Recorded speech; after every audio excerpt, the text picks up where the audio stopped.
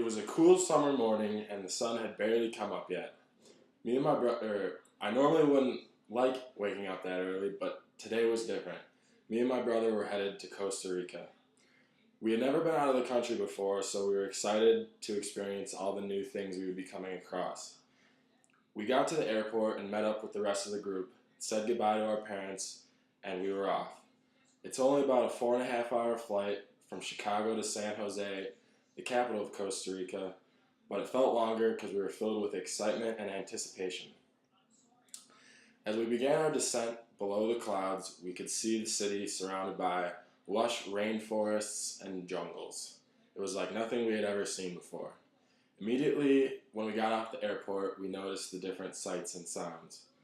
The McDonald's signs in Spanish, the different people from locals to tourists, and the different currency, which Costa Rica uses something called the colone, that we had to obtain before leaving the airport.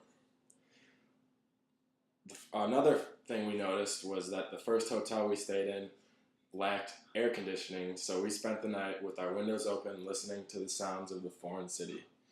The next day, we got on a bus that took us out of the city and into the country.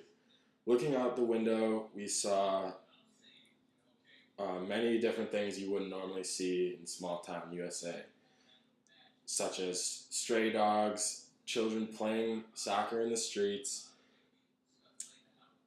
and a lot more mopeds than SUVs, mopeds and compact cars.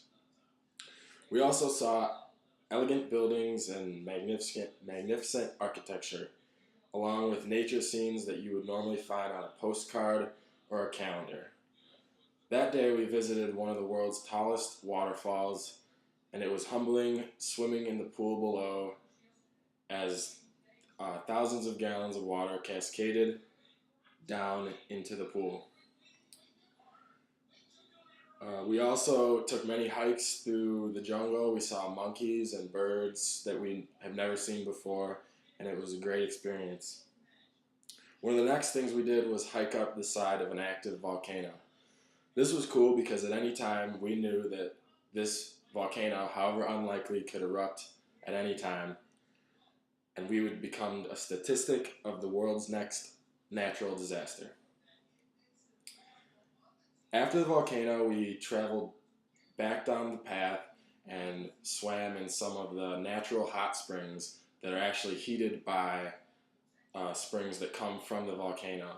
That was a cool experience because not many people in my grade can say they've swam in volcano heated water. One of the next memorable things we did was visit a schoolhouse in a rural town in Costa Rica.